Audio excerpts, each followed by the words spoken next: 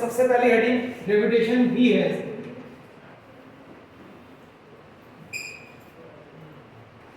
Gravitation and gravity, इन दोनों points का difference पता होना चाहिए सबसे पहले। ग्रेविटेशन वर्ड यूज करते हैं, ग्रेविटी भी यूज करते हैं। तो ग्रेविटेशन तो आप कह सकते हो कि it is force of attraction between any two objects in the universe। कोई भी दो ऑब्जेक्ट हो यूनिवर्स के अंदर, उनके बीच में फोर्स ऑफ अट्रैक्शन आएगी। फोर्स ऑफ अट्रैक्शन जो आएगी उसी का नाम है ग्रेविटेशन फोर्स। ओके, नेक्स्ट है ग्रेविटी। ग्रेविटी होता है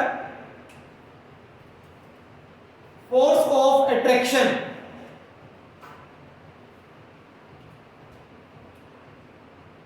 between earth and any other object।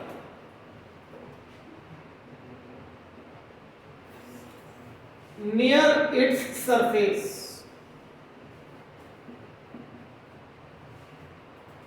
देखो यूनिवर्स के अंदर कोई भी दो ऑब्जेक्ट है, एनी टू ऑब्जेक्ट्स, तो ये एक दूसरे को अट्रैक्ट करते हैं, दे अट्रैक्ट ईच अदर। इस अट्रैक्टिव फोर्स को बोलते हैं ग्रेविटेशन। लेकिन अगर इन्हीं दोनों में से एक ऑब्जेक्ट अर्थ हो जाए, सपोज एक ऑब्जेक्ट तो अर्थ है और कोई दूसरा ऑब्जेक्ट इसके सरफेस पे या सरफेस के आसपास हो, कोई भी तो मून दूर है, सरफेस पे हो या सरफेस के आसपास हो, और अब इन दोनों के बीच में जो अट्रैक्टिव फोर्स लगेगी ये फोर्स कहलाती है ग्रेविटी। तो ग्रेविटी कुछ नहीं है, gravity is actually special case of gravitation. Force of attraction between earth and some other object near its surface is known as gravity. तो ग्रेविटेशन का स्पेशल केस होता है ग्रेविटी। याद रखना, ग्रेविटी वर्ड हमेशा अर्थ के रेस्पेक्ट में ही यूज किया जाए, इस चीज पे याद रखना। ग्रेविटेशन किसी के लिए भी हो सकता है यूज, किसी भी स्टार के लिए, किसी भी प्लेनेट के लिए, किसी भी सैटेलाइट के लिए, या किसी भी हेवनली ऑब्जेक्ट के लिए, बट ग्रेविटी वर्ड यूज होगा अर्थ के लिए हमेशा।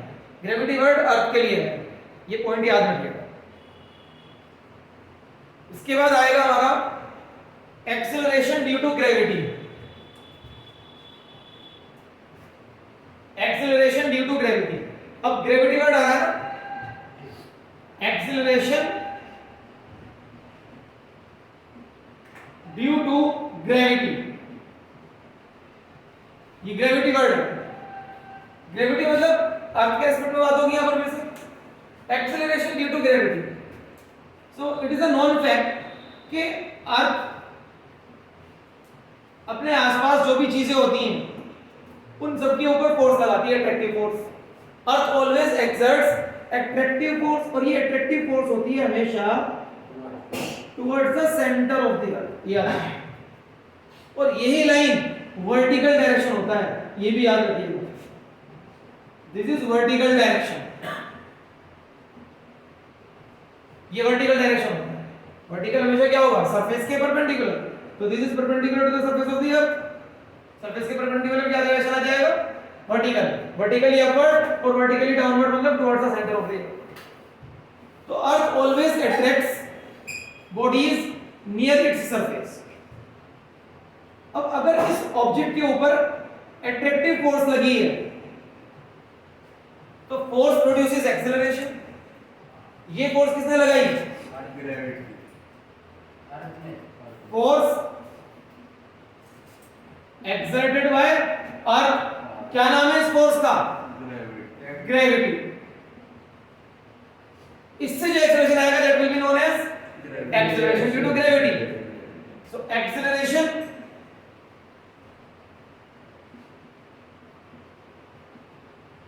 produced due to this force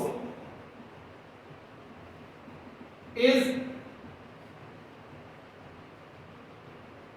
acceleration due to gravity। इसी को acceleration due to gravity बोलते हैं। This is known as acceleration due to gravity। acceleration due to gravity के लिए स्पेशल सिंबल हमने लिखा है G। और जी सिंबल होगा near the surface of the earth. Surface of the earth से ऊपर जाओ या नीचे जाओ तो वैल्यू बदलेगी, and the change in value is represented by symbol G dash. Change in value को हम जी डैश से रिप्रेजेंट करेंगे। तो ये जी, ये वही जी है जो आप अपना कांस्टेंट लेकर चलते हो 9.8 मीटर पर सेकंड स्क्वायर, ये वही जी है। तो यहां पर जो एक्सेलरेशन प्रोड्यूस होगा इस फोर्स से, if the mass of the object is m, ये इसका मास है इस ऑब्जेक्ट का, then the acceleration is, acceleration मतलब acceleration due to gravity,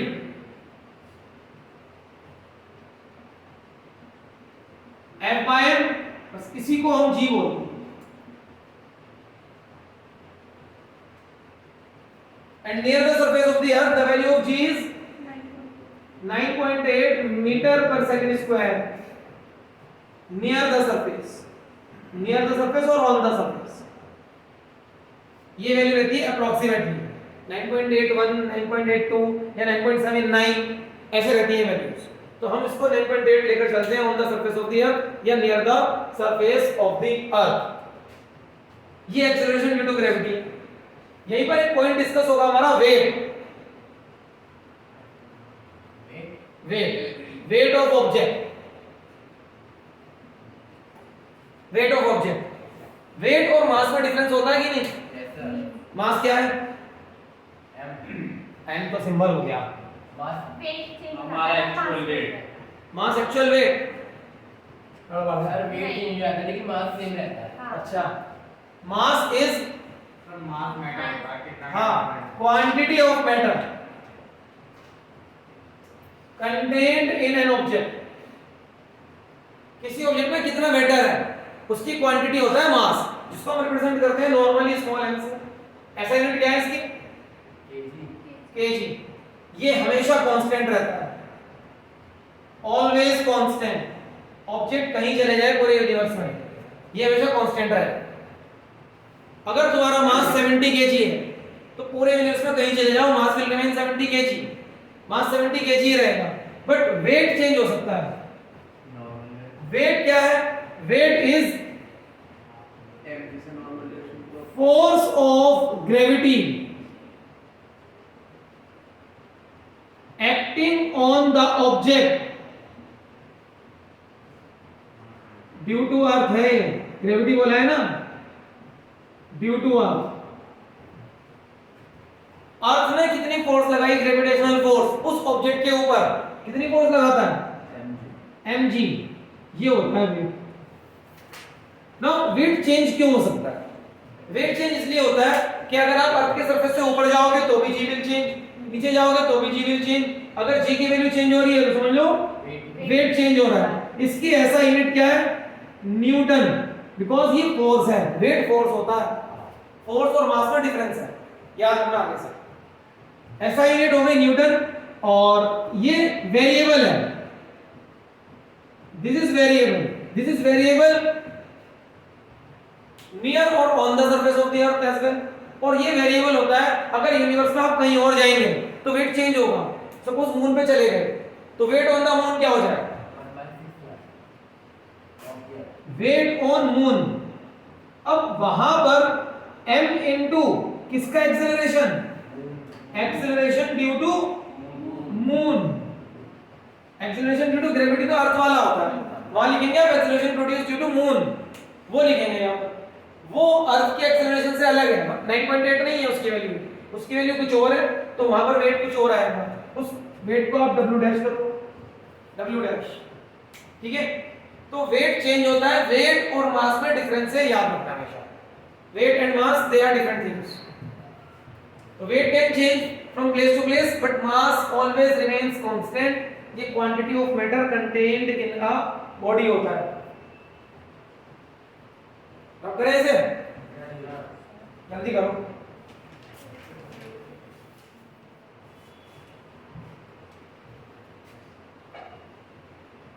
next topic है हमारा, ये first important topic of the chapter, Newton's law of gravitation.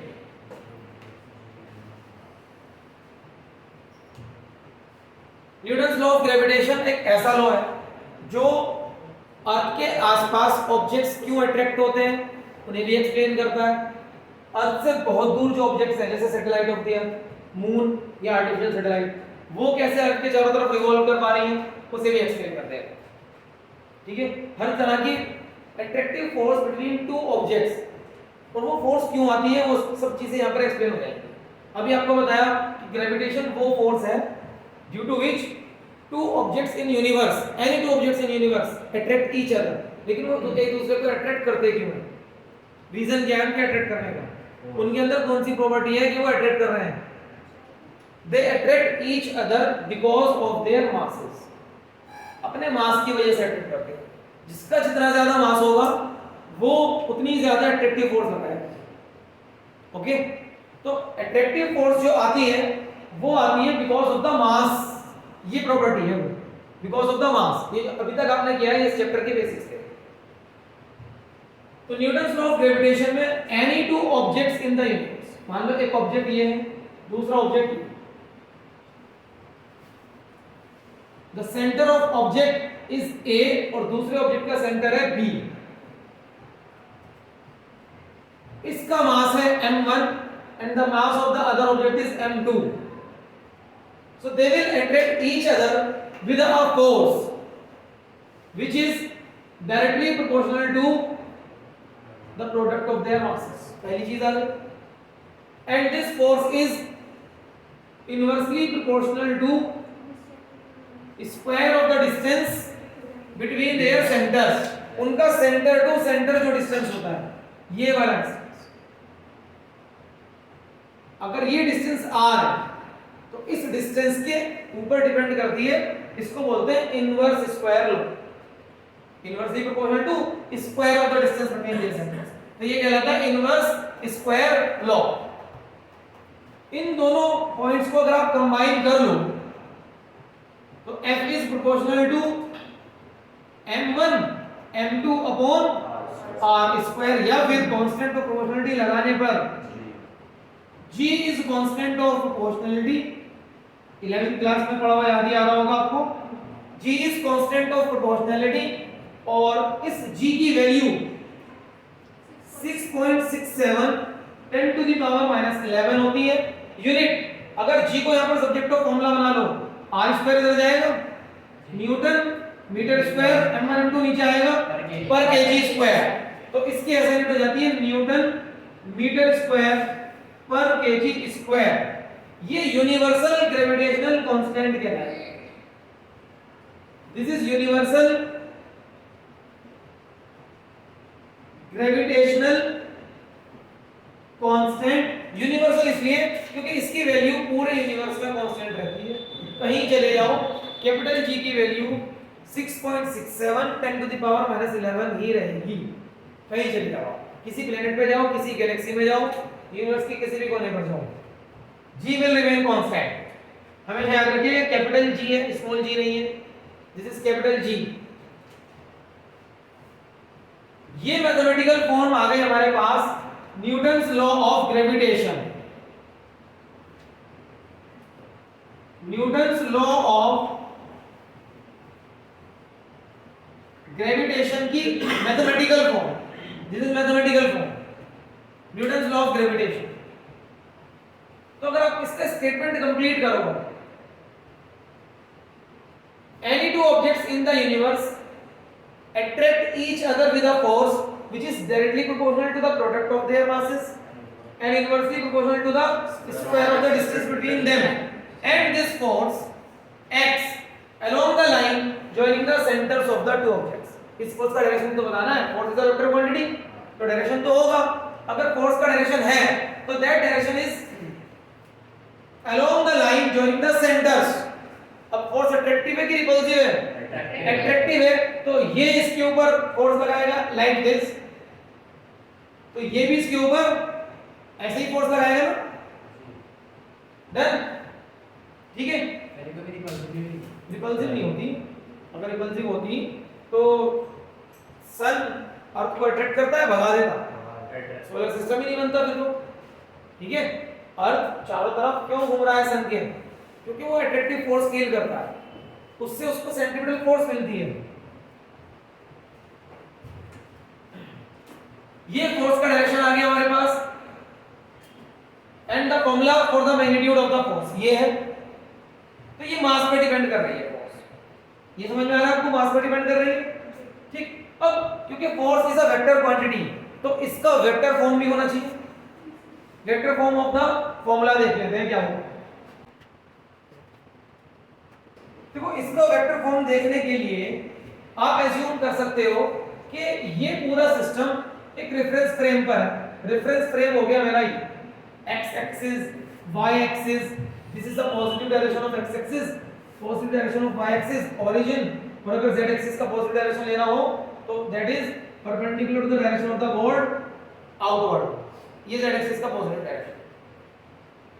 अभी इन दोनों ऑब्जेक्ट्स का पोजीशन वेक्टर बनाओ। पोजीशन वेक्टर, पोजीशन वेक्टर क्या होता है? ओरिजिन को ज्वाइन करने वाला वेक्टर, ए पॉइंट को ज्वाइन करोगे तो ए पॉइंट का पोजीशन वेक्टर आएगा। सपोज ये है r1, बी को ज्वाइन करेंगे तो दिस इज r2, ये पोजीशन वेक्टर। अब ये ट्रायंगल है, देख रहे हो OAB इज अ ट्रायंगल, इसमें triangular law of vector addition लग जाएगा। जो दो सेम डायरेक्शन में है, सेम ऑर्डर में वेक्टर्स, उन्हें ऐड करके तीसरा आएगा। सेम ऑर्डर वाले बता दो कौन कौन? r1 प्लस r का तो अभी हमने डायरेक्शन नहीं बनाया, लेकिन अगर r का डायरेक्शन बना लें तो r का डायरेक्शन ये रहा, लाइक दिस, ये है r। तो ये दोनों सेम ऑर्डर में, they will add to give r2। तो यहां पर तुम इस डायग्राम से लिख सकते हो r1 plus r is equals to, या फिर r2 की वैल्यू क्या आ रही है, सॉरी r की वैल्यू r2 माइनस r1, यहां r की वैल्यू मिल गया, ठीक है, r वेक्टर फॉर्म में। तो अब ये फॉर्मूला वेक्टर फॉर्म में लिखना है। क्या ये दोनों फोर्सेस इक्वल है वेक्टर फॉर्म में? नहीं, इक्वल इन मैग्नीट्यूड है, डायरेक्शन नहीं है। तो वेक्टर फॉर्म में इक्वल कहलाएंगी? वेक्टर फॉर्म में कहलाएंगी they are having equal magnitude but opposite direction. तो इक्वल नहीं है। अगर ये इक्वल नहीं है, कि एक ही सिंबल से रिप्रेजेंट की जा सकती है वेक्टर्स में? नहीं। F1 F2, ठीक है, force exerted by this mass on the mass placed at point B is F2, और इसने जो इस पर लगाई दैट इज F1। F1 का फॉर्मूला लिखते हैं। F1 के लिए मैग्नीट्यूड तो यही रहेगा ना, मैग्नीट्यूड तो पता है ऑलरेडी हमें, this is the magnitude upon r square. Direction देना, डायरेक्शन के लिए आपको बता रखा है कौन से वेक्टर यूज होते हैं, unit vector. Unit vector define करना पड़ेगा। एक यूनिट वेक्टर यहां पर डिफाइन कर लो, r के डायरेक्शन में ये वेक्टर है, यूनिट वेक्टर r है। अब जो फोर्स इस डायरेक्शन में है दैट इज F1, उसका डायरेक्शन देना आसान है। क्या लिख दूं यहां पर? r क्या है, और F2 इस डायरेक्शन से अपोजिट है ना, उसके लिए क्या लिख सकते हैं? r कैप से अपोजिट डायरेक्शन, तो माइनस ऑफ r कैप, ये आ गया। r cap is a unit vector. Unit vector can be defined as a vector divided by its magnitude. Unit vector क्या होता है? Vector divided by its magnitude. तो r cap क्या होगा? Vector r divided by r, vector r divided by the magnitude of this vector. तो r cap की जगह पर I can write like this, g m1 m2 upon r square, r cap की जगह पर vector r upon r, नहीं magnitude, हाँ magnitude of r ही लिखा है ना, magnitude of r square and r क्या बन जाएगा नीचे? r cube. ओके, और ऐसे ही ये फॉर्म आ जाएगी इधर F2 के लिए।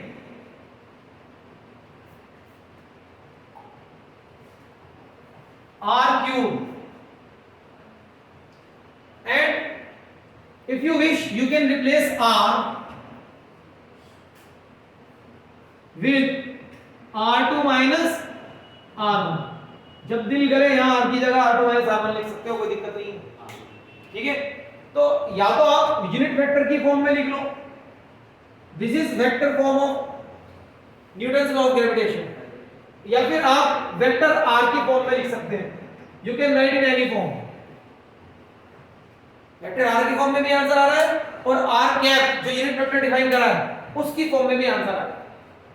ओके, तो these two forces are equal in magnitude but they are opposite in direction. देखो यहां माइनस है यहां नहीं, they are opposite in direction. तो we can say that F1 is equal but opposite of F2। ये कैसी forces हैं? इधर देख लो सर, कैसी फोर्सेस हैं? Equal and opposite forces. कौन सा लॉ हो रहा है यहाँ पर? Newton's third law of motion. Actually they are action reaction forces obeying Newton's third law of motion। Newton third law of motion को ओबे कर रही हैं ये दोनों फोर्सेस F1 एंड F2।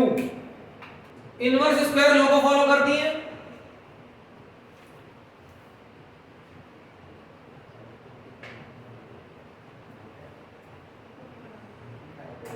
और ये फोर्स कंजर्वेटिव फोर्स है, ये भी याद रखिएगा। This gravitational force given by the formula, this is a conservative force.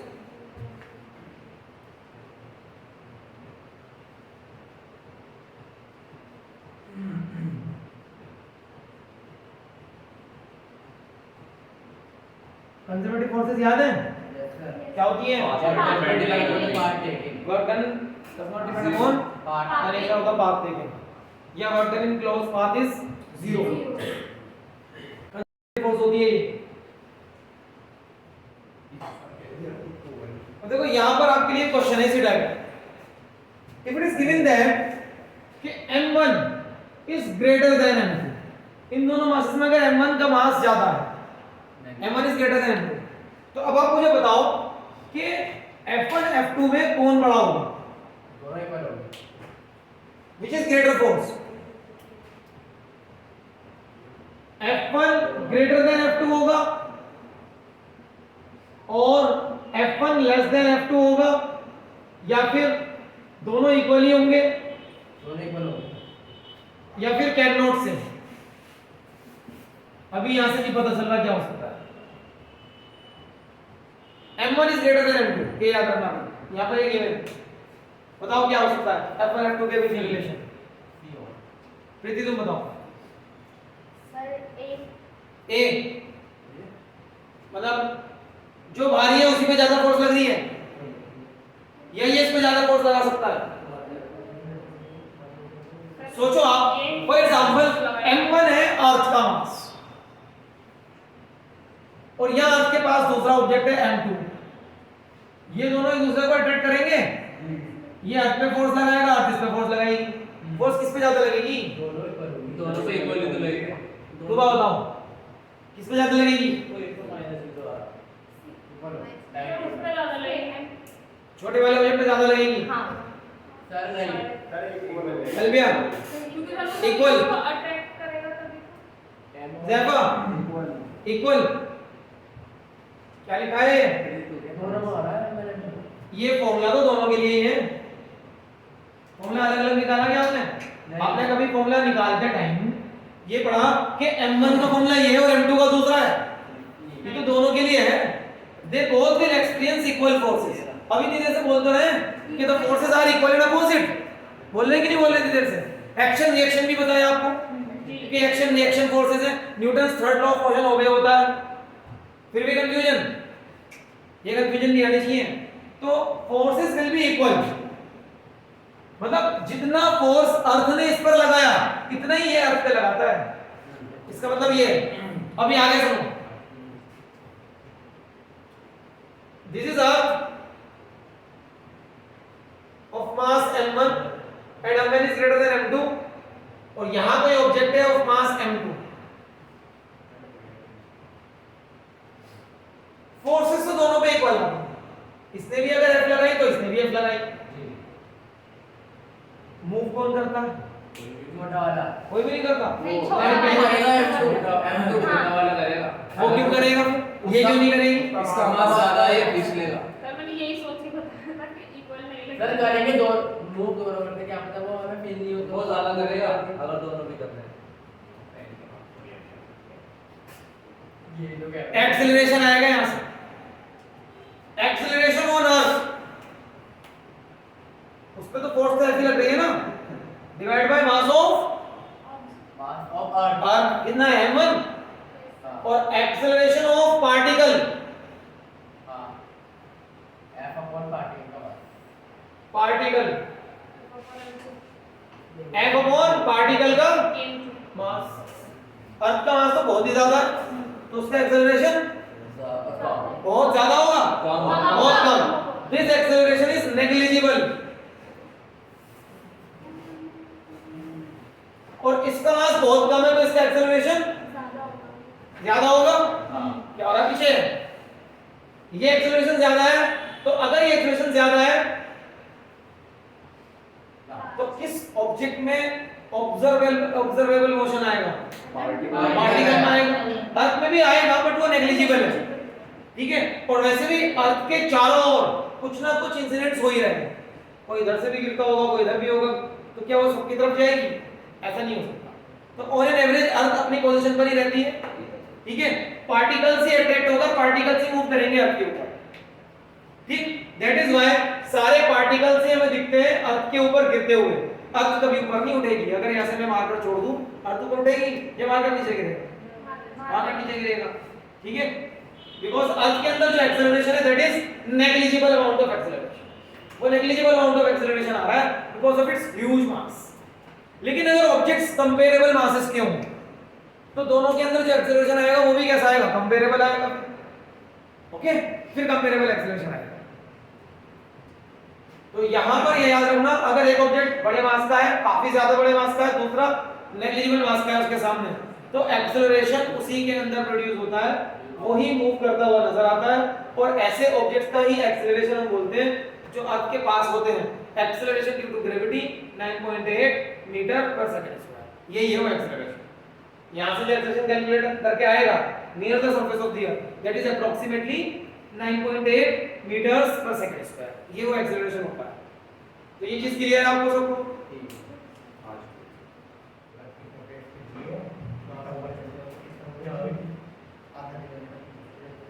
Next is gravitational field intensity.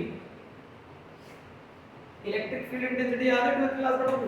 याद है। बस उसी की जगह ग्रेविटेशनल कर दो, सब कुछ वैसे ही हो जाएगा। हां ग्रेविटेशनल फील्ड इंटेंसिटी, जैसे इलेक्ट्रिक फील्ड क्या था? Equal to F/Q। वो स्पेस एक चार्ज के चारों तरफ, जिस स्पेस में उसकी इलेक्ट्रिक फोर्स फील कर सकता है कोई दूसरा चार्ज, एफ चार्ज, ठीक है। ऐसे ही ग्रेविटेशनल फील्ड क्या हो जाएगा किसी भी ऑब्जेक्ट का? Suppose I am having an object, ये कोई ऑब्जेक्ट है जिसके पास मास होता है, दिस इज द मास, ऐसा ऑब्जेक्ट जिसके पास मास हो। इलेक्ट्रिक फील्ड में क्या कंसीडर करते थे? ऐसा पार्टिकल जिसके पास चार्ज हो। यहां पर ऐसा ऑब्जेक्ट कंसीडर करोगे जिसके पास मास हो। वहां प्रॉपर्टी डिस्कस होती थी चार्ज, यहां प्रॉपर्टी डिस्कस होती है मास। तो अब इस मास के, इस ऑब्जेक्ट के चारों ओर ऐसा स्पेस जहां तक आप कोई दूसरा मास रख दो तो इसको, इसकी वजह से ग्रेविटेशनल फोर्स फील होगा, ठीक है। जिस पॉइंट के बाद ये फोर्स फील होनी बंद हो जाएगी, बस वहीं तक इसका ग्रेविटेशनल फील्ड है, इसको बोलते हैं ग्रेविटेशनल फील्ड। और ग्रेविटेशनल फील्ड इंटेंसिटी होती है the force experienced per unit mass, force experienced per unit mass. जैसे वहां पर होती थी electric field intensity force experienced per unit charge, जिसे आप टेस्ट चार्ज बोलते थे, और वो पॉजिटिव होता था। या पॉजिटिव नेगेटिव का तो कांसेप्ट ही नहीं है, मास नेगेटिव तो नहीं होते ना, या एक ही तरह के मास होते हैं हमेशा, ओके। तो this is gravitational field intensity F by m। और इसको ऑब्जर्व करने के लिए भी, जैसे चार्ज को आप नेग्लिजिबल लेते थे, वेरी क्लोज टू जीरो, ये वाला मास भी याद रखें कि this mass is also very close to zero. Positive तो ये होता ही है, इसको बताने की जरूरत नहीं है, मास इज ऑलवेज पॉजिटिव, मास का कॉन्सेप्ट नेगेटिव वाला है ही नहीं, ठीक है। तो ऐसा क्यों लिया कि मास बहुत छोटा हो, अगर मास बड़ा होगा तो ये मास इसके ग्रेविटेशनल फील्ड को डिस्टर्ब करेगा, जो चीज तुम पढ़ना चाह रहे हो ग्रेविटेशनल फील्ड इंटेंसिटी वही डिस्टर्ब हो जाएगी, वो सही से ऑब्जर्व नहीं हो पाएगा। क्या होगा ये तो समझ में आ रहा है, F by m क्या है? F by m है force acting per unit mass, इस मास को जो फोर्स फील हो रही है उसको मास से डिवाइड करो, ओके। फोर्स किसने लगाई, इस ऑब्जेक्ट ने लगाई, ठीक। तो अगर आप मास से डिवाइड कर देंगे क्या बोलेंगे, force acting per unit mass. कौन सी फोर्स है, gravitational force, gravitational force acting per unit mass is gravitational field intensity, इसका नाम है gravitational field intensity, symbol E। हाँ वही हो गया ये, लेकिन एक्सीलरेशन अभी नहीं बोल रहा है मुझे, ठीक। तो ये हो गया हमारा ग्रेविटेशनल फील्ड इंटेंसिटी, और इसको पढ़ने के लिए अगर आपको किसी की ग्रेविटेशनल फील्ड इंटेंसिटी निकालनी है किसी पॉइंट P पर, वो मास नेग्लिजिबल अमाउंट पर, नेग्लिजिबल अमाउंट पे क्यों लेंगे, अगर ये नेग्लिजिबल अमाउंट पे नहीं लिया तो इसकी वजह से यहाँ का ग्रेविटेशनल फील्ड डिस्टर्ब हो जाएगा, उसकी स्टडी सही नहीं हो पाएगी, इसलिए इसको नेग्लिजिबल अमाउंट पे लेते हैं। और फोर्स बाय मास होता ही क्या है, जैसा अभी हुज़ैफा बोल रहा है, एक्सीलरेशन प्रोड्यूस्ड है, एक्सीलरेशन प्रोड्यूस को ही कह रहे हैं हम gravitational field intensity, unit Newton पर केजी या फिर मीटर पर सेकंड स्क्वायर, एक्सीलरेशन है तो मीटर पर सेकंड स्क्वायर भी कह सकते हो, न्यूटन पर केजी और मीटर पर सेकंड स्क्वायर। तो कई बार एक्सीलरेशन वर्ड की जगह gravitational field intensity word use होगा क्वेश्चंस में, वहां कंफ्यूज मत होना, एक्सीलरेशन की जगह ये वर्ड यूज हो जाएंगे, ठीक है। तो टर्मिनोलॉजी का फर्क है बस, और अगर आपको ये टर्मिनोलॉजी नहीं आती तो क्वेश्चन में कंफ्यूज रहोगे। Gravitational field intensity,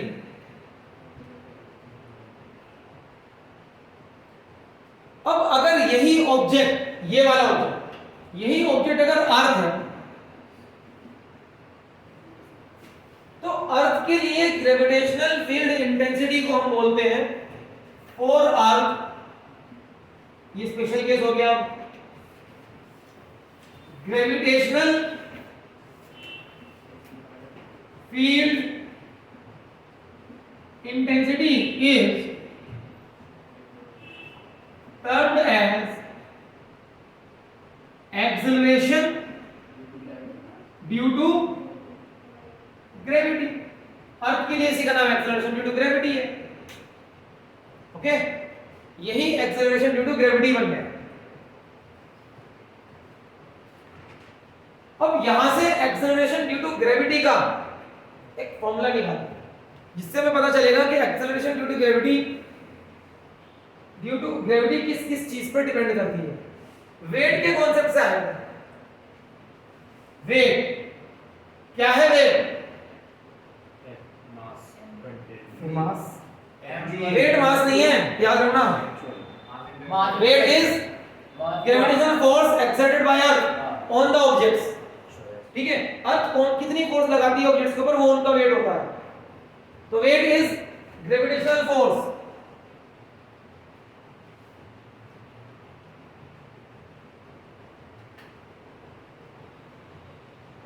exerted by earth on objects or normally near its surface, near its surface। तो weight is equals to gravitational force, weight का फॉर्मूला क्या लिखते हैं हम नॉर्मली, mg, और ग्रेविटेशनल फोर्स को क्या लिखते हैं, suppose m is mass of the earth and small m is the mass of the other particle, उनके बीच का distance, if this distance from here to here is r, ये centre to centre distance हमेशा r लेना है, is r, तो formula क्या बन गया ये, m से m कैंसिल, ये आ गया एक्सेलरेशन ड्यू टू ग्रेविटी, जिसे तुम अभी थोड़ी देर पहले ग्रेविटेशनल फील्ड इंटेंसिटी कह रहे थे, वही तो है, वही है ना, ये वही है। gm/r²। तो यहां से इट इज क्लियर कि वैल्यू ऑफ g डिपेंड किस चीज पर करती है? दिस इज द कांस्टेंट है, मास ऑफ द प्लैनेट पर डिपेंड करती है and the distance from the centre of the planet पर डिपेंड करती है, इन फैक्टर्स पर डिपेंड करती है, acceleration due to gravity. Okay, ये हमारा एक्सीलरेशन ड्यू टू ग्रेविटी का फॉर्मूला है, इसको याद रखिएगा। और अगर acceleration due to gravity exactly on the surface चाहिए, एक्सीलरेशन ड्यू टू ग्रेविटी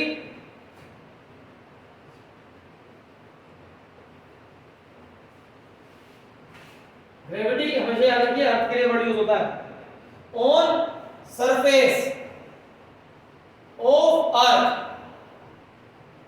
तो ये r की जगह क्या लिख दोगे? दोनों की रेडियस r की जगह क्या लिख दोगे? और सरफेस पे आ जाओ, पॉइंट p को लेकर यहां आ जाओ, तो p पॉइंट पे डिस्टेंस क्या होगा?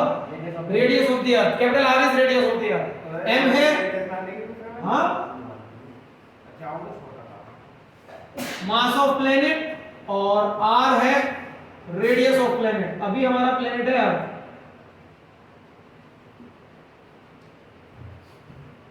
तो इस फॉर्मूले में g की वैल्यू हो गई gm/r²। ये है एग्जैक्टली ऑन द सरफेस, इसी का आंसर आता है 9.8। जब तुम वैल्यूज लगाओगे g की वैल्यू, अच्छा ये वैल्यू याद करनी है भैया, मास of the earth 6 × 10⁻24 kg and radius of the अर्थ 6.4 × 10⁻6 उसका स्क्वायर मीटर्स में। ये वैल्यू सॉल्व करके आती है 9.8 मीटर पर सेकंड स्क्वायर।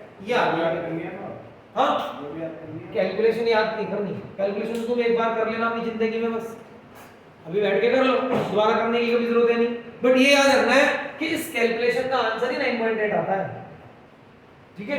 एक बार जरूर सॉल्व करके देख लो कि आ भी रहा है कि नहीं आ रहा है। कभी बस ऐसे ही गलत कहानी की तरह इसको समझ लो और मानते रहो। ये ऑप्शन में थोड़ी आएगा, आंसर भी तो आएगा। तो बताओ, बस हर टाइम क्वेश्चन रटना है और कुछ नहीं करना। ये क्वेश्चन में नहीं आने और ये क्वेश्चन में आएगा। टॉपिक के पीछे का कॉन्सेप्ट नहीं देखते। अभी देखना तुम 36 जगह यूज हो गया फॉर्मूला। पूरे तो रट रहा है पर जब बोलूंगा मैं आपको कि इसकी जगह 9.8 लेना है, यहां तक कोई दिक्कत हो तो बोलो। समझ में आ रहा है सब? अभी तो एक टॉपिक और है कि जब हम अर्थ के सरफेस से ऊपर को जाएंगे तो जी की वैल्यू में कैसे चेंज आएगा, नीचे जाएंगे तो कैसे चेंज आएगा, या सरफेस पे भी अलग अलग जगह जाएंगे तो कैसे चेंज आएगा। ये चीजें सीखेंगे, इसमें से कल सीखेंगे हम, आज नहीं सीख रहे। अभी आज का टॉपिक क्या क्या हुआ है आज? सबसे पहले स्टार्टिंग थी ग्रेविटेशन और ग्रेविटी में डिफरेंस, उसके बाद न्यूटन्स लॉ ऑफ ग्रेविटेशन का है, वेट डिस्कस करा, मास डिस्कस करा, क्या क्या होता है। न्यूटन्स लॉ ऑफ ग्रेविटेशन में दोनों पार्टिकल्स में इक्वल फोर्स लगती है, लेकिन एक्सेलरेशन अलग अलग हो सकता है, क्योंकि एक्सेलरेशन किस पे डिपेंड कर रहा है? मास पे। तो अगर एक्सेलरेशन मास पे डिपेंड कर रहा है, एक्सेलरेशन मास, कैसे ग्राफ आएगा? ऐसा आएगा लाइक दिस, ठीक है? तो न्यूटन्स लॉ ऑफ ग्रेविटेशन से एक्सेलरेशन का ये वाला ग्राफ हो जाएगा, ठीक? हैवियर ऑब्जेक्ट्स जो होंगे उन पे कम एक्सेलरेशन और जो लाइटर ऑब्जेक्ट्स हैं उन पर ज्यादा एक्सेलरेशन। इसके अलावा न्यूटन्स लॉ ऑफ ग्रेविटेशन का वेक्टर फॉर्म हो गया, वेक्टर फॉर्म से पता चला वो Newton's third law of motion को ओबे करता है, एक्शन वाली फोर्सेस है, इक्वल एंड अपोजिट फोर्सेस। बाकी चीजें आपने डिस्कस की ग्रेविटेशनल फील्ड इंटेंसिटी के नाम पर, जिसे आप एक्सेलरेशन ड्यू टू ग्रेविटी भी बोलते हैं आपके केस में, ओके? अब एक्सेलरेशन ड्यू टू ग्रेविटी का ही टॉपिक आगे कंटिन्यू होगा। Acceleration due to gravity height के साथ कैसे चेंज होगा, डेप्थ के साथ कैसे चेंज होगा, और on the surface of the अर्थ भी ये कांस्टेंट नहीं होता, ये भी मतलब हर जगह 9.8 नहीं है। ये वाला जो 9.8 लिया है ये तो अर्थ के रिस्पेक्ट में हो गया। 9.8 जो लिया है ये अर्थ की वजह से अर्थ के सरफेस के ये आसपास। वाला जो फॉर्मूला है वो सबके लिए ये फॉर्मूला एप्लीकेबल है सबके लिए, एप्लीकेबल टू ऑल प्लैनेट्स। जब आप इसे ऑल प्लैनेट्स के लिए एप्लीकेबल करते हो, आप ये वाला टर्म यूज नहीं करोगे, acceleration due to gravity. Symbol भी जी यूज नहीं करोगे, बाकी सब प्लैनेट्स का सिंबल ई है, ग्रेविटेशनल फील्ड है ना? हाँ, ग्रेविटेशनल फील्ड इंटेंसिटी बोलोगे या acceleration produce due to that planet बोलोगे। ठीक है, एक्सेलरेशन ड्यू टू ग्रेविटी नहीं बोलोगे, ग्रेविटी सिर्फ अर्थ के लिए है। या तो बोलोगे acceleration produce due to that planet, या फिर बोलोगे electric field intensity of that planet जिसका मास m होगा और उसके सेंटर से r डिस्टेंस पे। और ये r अभी याद रखना, ये सरफेस के बाहर है, r अंदर नहीं है, ये भी याद रखना। This is outside the planet, this formula is applicable for हाँ समझ बात आउटसाइड द प्लैनेट। एक क्वेश्चन आया था, ये वेइंग मशीन जो होती है, हाँ, इस पे एक्चुअल में हम मेजर क्या करते हैं, वेट या नॉर्मल, और वेट या फोर्स, नॉर्मल रेशियो।